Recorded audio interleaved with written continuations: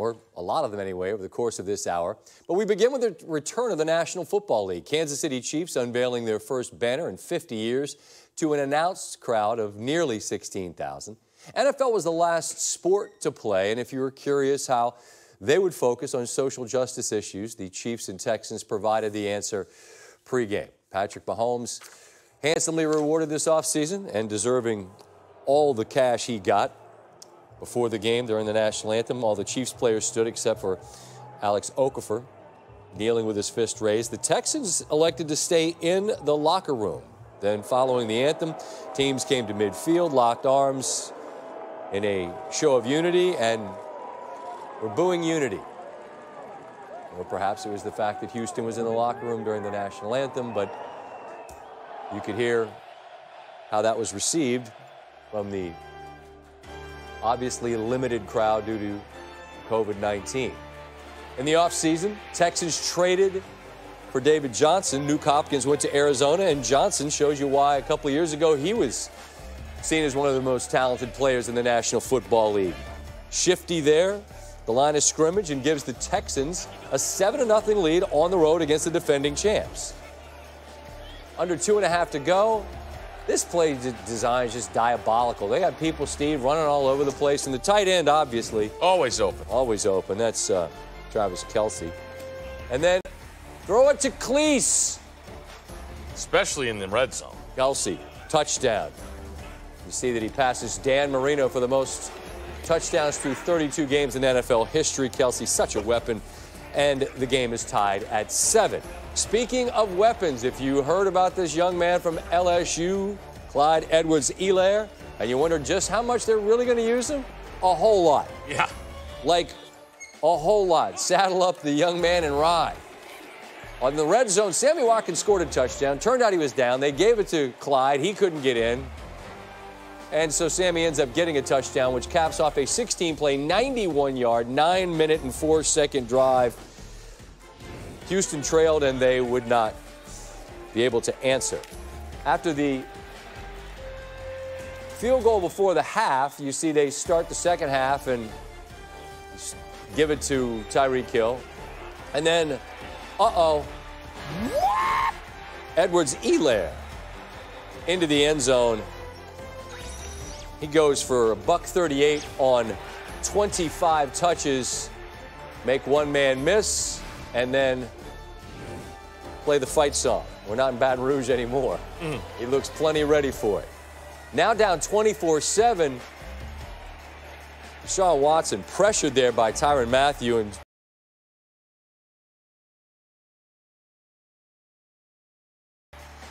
ball pops up into the air. L'Jarius Sneed gets the pick. That's the first turnover of this young season. Internet had fun with Andy Reid's mask. People trying to stay safe. On 4th and inches, Mahomes is picked by Benardrick McKinney. But, man, I swear, if you stop him, there's a flag on every time you stop him, because the only way you stop him is you gotta break rules. Cheat. Try cheating. You gotta grab dudes, and they did. Ball placed at the 1. They tried to run it a couple of times, and again, Helaire couldn't get in, but you just run Tyreek across the formation. He's faster than you are, and the cheetah on a perfect pass from Mahomes. Relatively modest night through the air, 211, 3 touchdowns. Some window dressing late, which was of interest to many of you, as Houston makes it a little bit closer. And you see Clyde Edwards-Helaire, the 4th player in the last 30 seasons with at least 130 rush yards and a touchdown in his NFL debut. Each of the previous 2 were on the Chiefs. Each of the last 3 either went on to win Rookie of the Year or a rushing title in that season. Andy Reid, what do you got?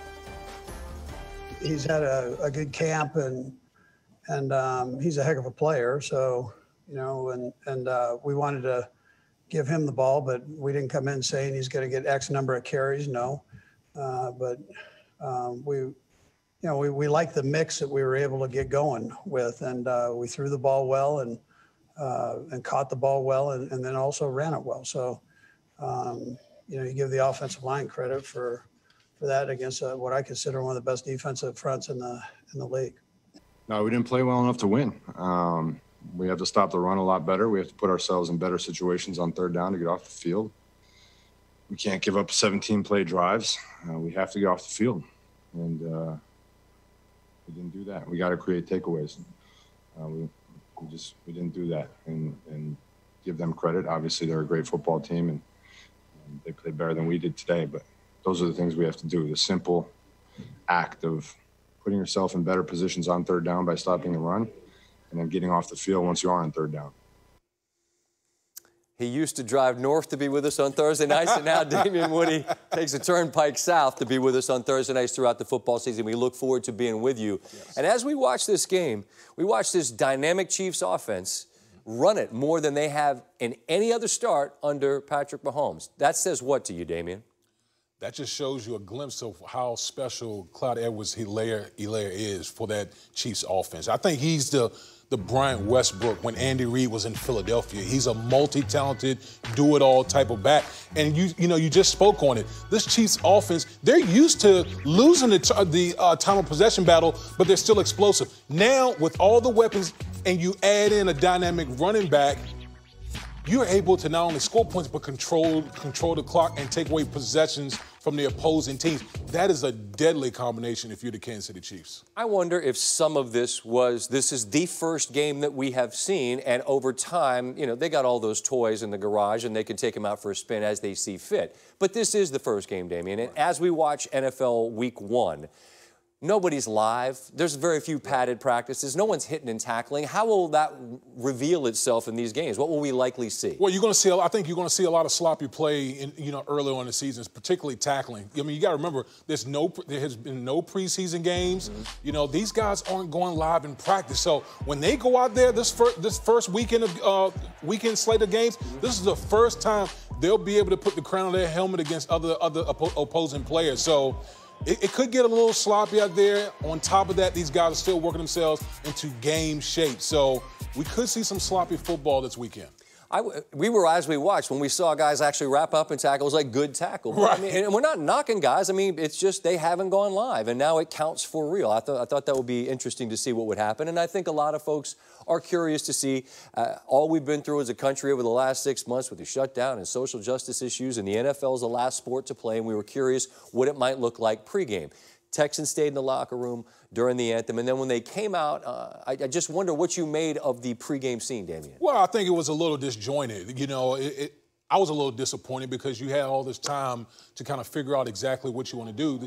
You only get one time to make a first impression, and you're talking about the National Football League, the biggest, baddest league, in our country right now, and it just seemed the presentation wasn't exactly there.